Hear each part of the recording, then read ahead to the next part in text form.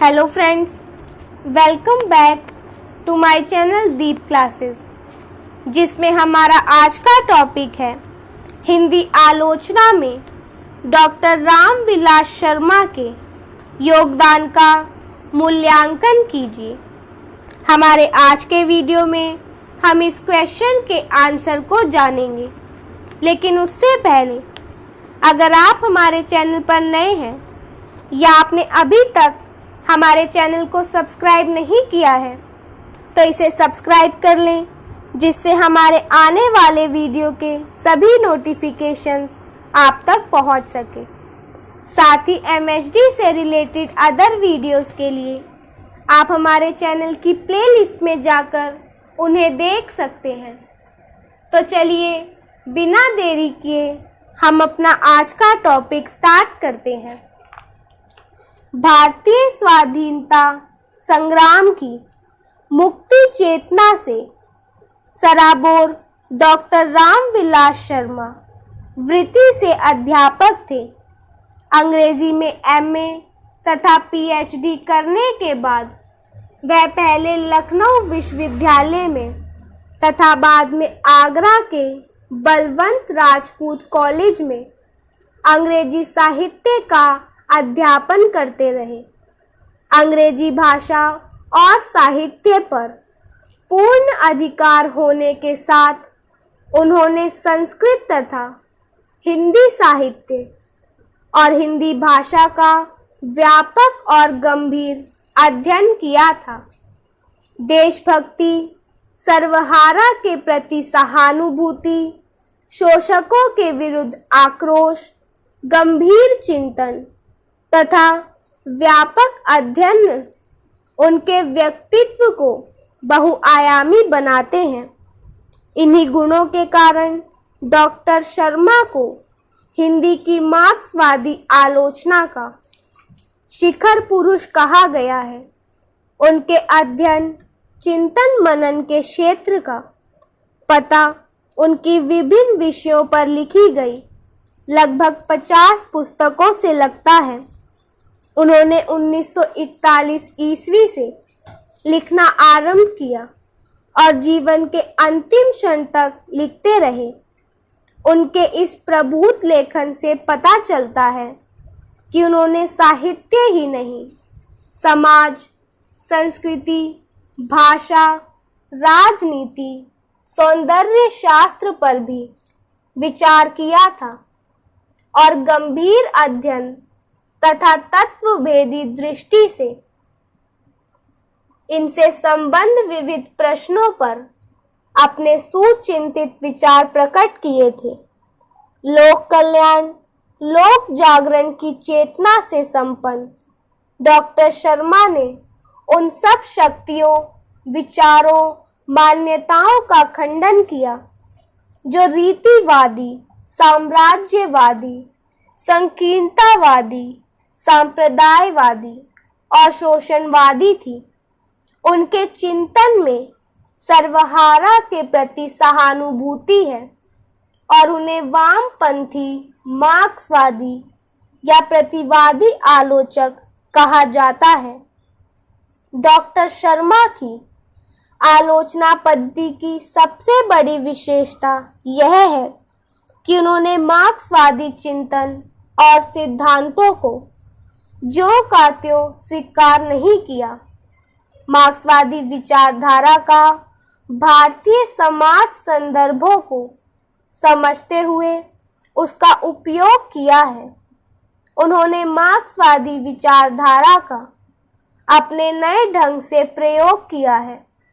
मार्क्सवादी दृष्टि से आदिकाल से लेकर समकालीन हिंदी साहित्य की परंपरा की पुनर्व्याख्या की है। भारतीय इतिहास और समाज के परिप्रेक्ष्य में मार्क्सवाद की जांच पड़ताल की है। वह साहित्य में विचारों को महत्व देते हैं, परंतु साथ ही स्वीकार करते हैं कि साहित्य का घनिष्ठ संबंध भावों तथा इंद्रिय बोध से भी है। साहित्य अपने युग की अर्थव्यवस्था का प्रतिबिंब मात्र नहीं होता। डॉक्टर शर्मा ने साहित्य और साहित्यकारों का ही मूल्यांकन नहीं किया, भाषा पर भी विचार व्यक्त किए हैं। उनका मत है कि साहित्य और भाषा दोनों समाज से जुड़े हैं। उनके अनुसार भाषा समाज में होने वाले परिवर्तन के अनुरूप अपना कलेवर और तेवर बदलती है। वह एक छोर पर रूढ़ि युक्त होती है तथा दूसरे छोर पर रूढ़ि मुक्त और परिवर्तनशील होती है। भाषा परिवारों के निर्माण का कारण सामाजिक विकास होता है। शर्मा जी ने हिंदी की बहुत सी जनपदीय भाषाओं के व्यवहार पर भी ध्यान केंद्रित किया और कहा कि हिंदी भाषा भाषी क्षेत्र की ये जन बोलियां हिंदी से स्वतंत्र जाति की भाषा नहीं है, उसकी प्रशाखाएं हैं। वह उर्दू को मुसलमानों की भाषा नहीं मानते, उसे हिंदी की ही एक शैली बताते हैं। उन्होंने इस मत का खंडन भी किया है कि आधुनिक भारतीय भाषाएं अपभ्रंश से विकसित हुई। मार्क्सवादी समीक्षक होते हुए भी परंपरा के संबंध में उनके विचार टी.एस. इलियट के विचारों से मिलते जुलते हैं। वह मानते हैं कि परंपरा एक प्रकार की सजगता है, एक ऐसी सजगता जिसमें हमारी जातीय स्मृति वास करती है। वह विरासत में सहज नहीं मिलती, उसे अर्जित करना पड़ता है और अर्जन के चयन अनिवार्य है। कुछ छोड़ा जाता है, कुछ ग्रहण किया जाता है।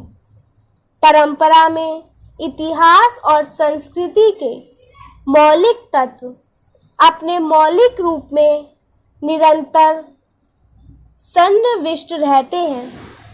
अतः परंपरा में सातत्य निरंतर भी होता है और परिवर्तन भी। उसमें अतीत का वर्तमान से संवाद होने के साथ जातीय जीवन, कला, दर्शन के फूल खिलते हैं। अतः परंपरा पुनरावृत्ति नहीं है, उसका मूल्यांकन पुनर्मूल्यांकन करना आवश्यक है। प्रत्येक सभ्य और सुसंस्कृत जाति की अपनी विशिष्ट परंपराएं होती हैं। इस परंपरा को आधार बनाकर ही कवि कलाकार सफल और महत्वपूर्ण सृजन कर सकता है।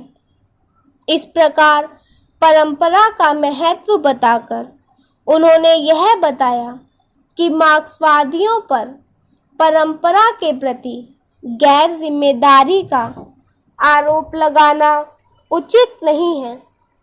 तुलसी के काव्य का पक्ष लेते हुए उन्होंने उन लोगों शिवदान सिंह चौहान, रांगे राघव की कसकर खिंचाई की, जिन्होंने तुलसी को ब्राह्मणवादी परंपरा का कवि कहकर उनकी छीलालेदार की थी।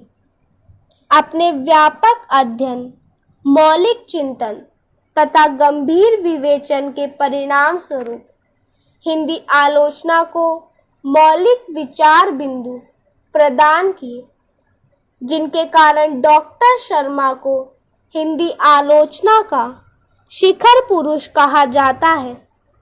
ये विचार बिंदु निम्नलिखित है। पहला, मार्क्सवादी विचारधारा का नीलशीर दृष्टि से मूल्यांकन, नए ढंग से उपयोग तथा प्रगतिशील आलोचना को जातीय चरित्र प्रदान करना। अपनी तटस्थ तथा पैनी दृष्टि से साहित्य का विवेचन विश्लेषण करके उनके बिंदुओं पर समकालीन विचारकों, आलोचकों से अपनी असहमति प्रकट करना। आचार्य शुक्ल विरोधी माहौल में उन्होंने शुक्ल जी की प्रशंसा की। कहा कि एक और शुक्ल जी ने अपनी आलोचना के माध्यम से सामंतवादी, साम्राज्यवादी, रूढ़िवादी, रीतिवादी परंपरा का विरोध किया था तथा दूसरी ओर पश्चिम के व्यक्तिवाद का। इस प्रकार उन्होंने शुक्ल जी के विरोधियों से टक्कर ली और विरोधियों का तख्ता ही पलट दिया।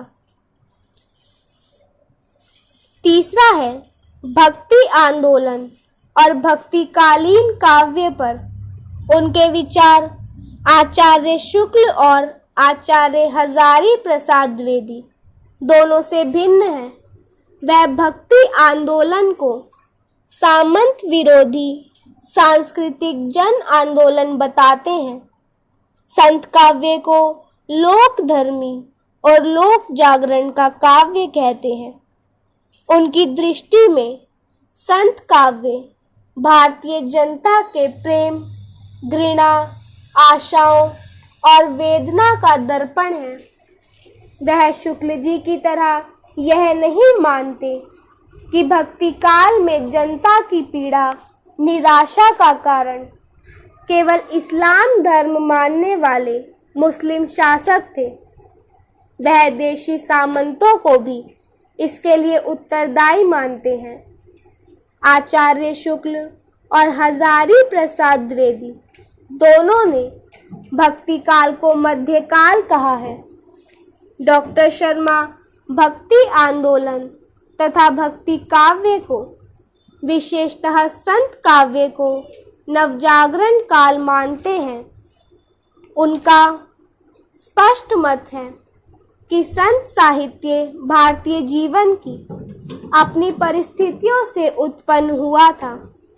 भक्ति आंदोलन केवल उत्तर भारत तक सीमित नहीं था, वह अखिल भारतीय सांस्कृतिक आंदोलन था और उसने विभिन्न प्रदेशों को राष्ट्रीय एकता के सूत्र में बांधने का कार्य किया। चौथा है डॉक्टर शर्मा ने हिंदी साहित्य में नवजागरण की अवधारणा को पहली बार प्रस्तुत किया। नवजागरण की परंपरा को ऋग्वेद उपनिषद काल की नवजागरण परंपरा से जोड़ा। हिंदी नवजागरण को स्वच्छ नक्शा तैयार किया। वह मानते हैं कि हिंदी में नवजागरण का प्रारंभ 1857 की जन क्रांति से हुआ। उसके बाद पहली मंजिल भारतेंदु युग, दूसरी मंजिल द्विवेदी युग, तीसरी मंजिल छायावादी युग, चौथी मंजिल प्रगतिवादी युग और अंतिम मंजिल है समकालीन काव्य। श्रीधर पाठक, मैथिली शरण गुप्त, माखनलाल चतुर्वेदी, नवीन दिनकर से लेकर केदारनाथ अग्रवाल तक उन्होंने भारतीय नवजागरण को एशिया के नवजागरण से जुड़ा बताया है। पांचवा है डॉक्टर शर्मा ने भाषा संबंधी समस्याओं पर भी चिंतन किया और अपनी पुस्तक भाषा और समाज में नए मौलिक विचार प्रस्तुत किए। उन्होंने भाषा को समाज के गठन से संबद्ध माना।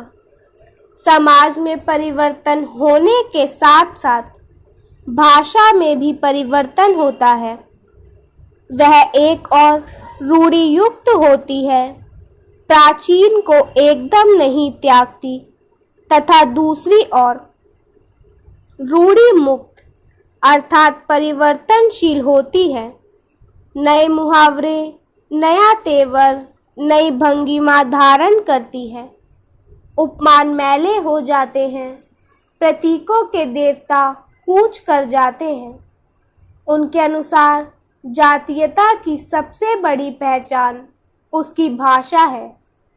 वह हिंदी, बंगला, मराठी, तमिल, तेलुगु, मलयालम आदि भिन्न भिन्न भाषाओं के बोलने वाले को भिन्न भिन्न जाति के मानते हैं। किसी वर्ग की जातीयता की पहचान की कसौटी है उसकी भाषा।